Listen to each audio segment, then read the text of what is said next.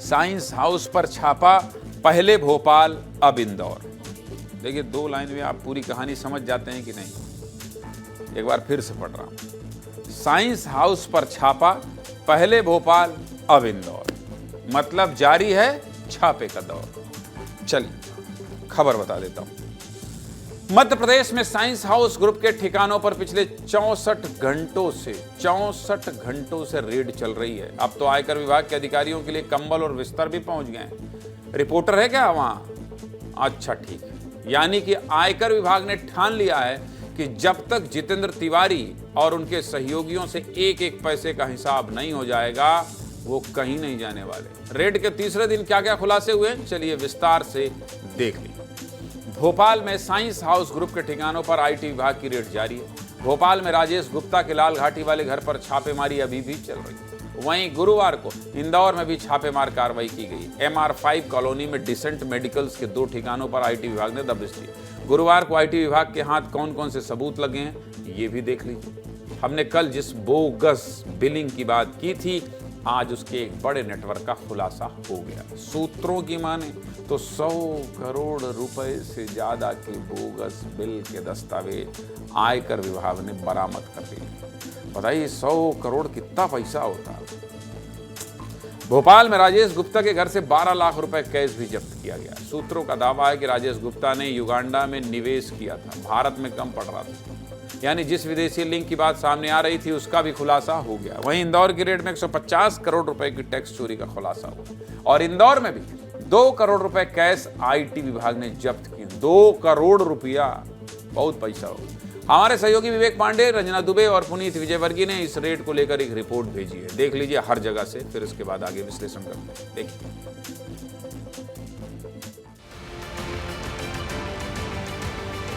ये घर राजेश गुप्ता का है जो बेहद आलीशान है और यहाँ पर आयकर विभाग की टीम मौजूद है और आज तीसरा दिन है जब अधिकारी यहाँ पर मौजूद हैं और लगातार जो दस्तावेज है उनको खंगाले जा रहे हैं। अब तक 100 करोड़ रुपए की जो टैक्स चोरी के दस्तावेज हैं वो आयकर अधिकारियों ने बरामद किए हैं और जिनको जब्त कर लिया गया है।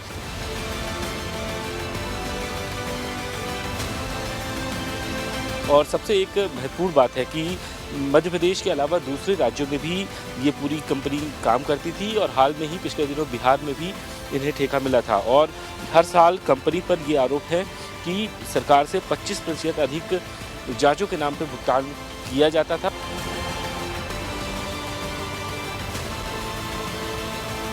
भोपाल के Science House Medical Private Limited के सहयोगी इंदौर के Decent Medical Equipment Systems Private Limited के ठिकानों पर भी इनकम टैक्स विभाग की छापामार कार्रवाई लगातार जारी है। मकान नंबर 519 और 530 पर कंपनी के ऑफिस बने हुए हैं।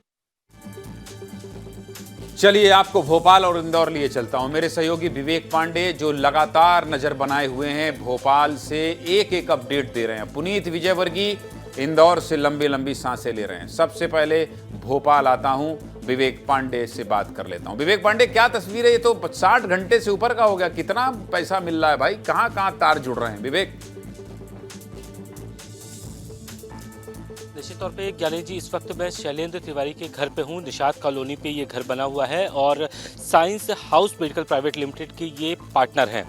और एक जो अहम जानकारी निकल के आ रही है कि राजेश गुप्ता के यहाँ फिलहाल रेड कंडक्ट हो चुकी है, यानी कि वहाँ पे कार्रवाई खत्म हो चुकी है। शाम को 7 बजे इनकम टैक्स के अधिकारी राजेश गुप्ता के यहाँ से निकल चुके हैं। इस वक्त इनकम टैक्स के अधिकारी जो यहाँ पे मौजूद हैं शैलेंद्र तिवारी के आवास पे, और ये बात की जानकारी निकल के सामने आ रही, करीब अभी तक 12 करोड़ रुपए कैश, गोल्ड और ज्वेलरी मिली है। इसके साथ साथ बोगस कंपनियों के बिल को वेरीफाई किया जा रहा है, यानी कि माना जा रहा है कि कल शाम तक फाइनल असेसमेंट होगी। ये गाड़ी देख सकते हैं आप कि घर के बाहर ये खड़ी हुई है, बड़ी लग्जरी गाड़ियाँ हैं जो इस वक्त यहाँ पे खड़ी हो। अंदर इनकम टैक्स के अधिकारी जांच कर रहे हैं। एक जो बड़ी बात निकल के सामने आ रही कि जीएसटी स्कैम भी हुआ है और साइंस सेंटर ने लैब टेस्ट पर सरकार से अवैध रूप से जीएसटी वसूला, हर साल 200 करोड़ रुपए का अवैध लाभ लिया। और ये बात निकल के आ रही कि ये बिना किसी सरकारी अमले की मिली भगत के संभव ही नहीं है। और इस वक्त इनकम टैक्स के अधिकारी हैं वो फाइनल असेसमेंट कर रहे हैं। और एक जो बात निकल के आ रही है कि अभी तक इनके घर में जितने काम करने वाले थे या फिर ड्राइवर थे, उन सभी के फ़ोन को भी जब्त किया गया है। परिवार के जो यहाँ लोग हैं उनसे भी पूछताछ की गई है और माना ये जा रहा है कि अगर शैलेंद्र तिवारी जांच में अगर उनसे कुछ पूछताछ होती है, सहयोग नहीं करते हैं, तो ऐसे में राजेश गुप्ता को भी आमने सामने लिया जा सकता है। आमने सामने लिया जा सकता है। बहुत महत्वपूर्ण जानकारी विवेक आपने पहुंचाई विस्तार न्यूज के दर्शकों तक। पुनीत के पास लिए चलता हूं। पुनीत, आज 2 करोड़ की बात हो रही है, आप कहां खड़े हैं जल्दी से बता दीजिए और क्या दिखाना चाह रहे हैं?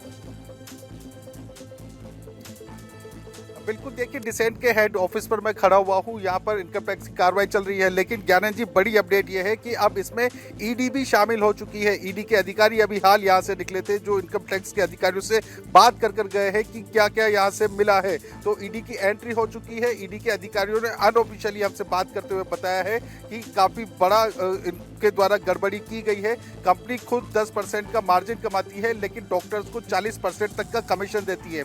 इसके अलावा डॉक्टर्स को बड़ी जानकारी दे रहे हैं, बहुत महत्वपूर्ण जानकारी दे रहे हैं कि आईटी के बाद ईडी भी इस रेड में शामिल हो गई है।